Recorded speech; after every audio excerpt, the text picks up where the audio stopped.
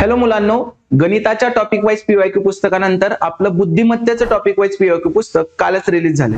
तर या पुस्तकामध्ये काय असणार आहे, तर आयोगाच्या 2009 ते 2024 पर्यंतच्या सर्व प्रश्नपत्रिकांचा आपण ह्याच्यात समावेश केला.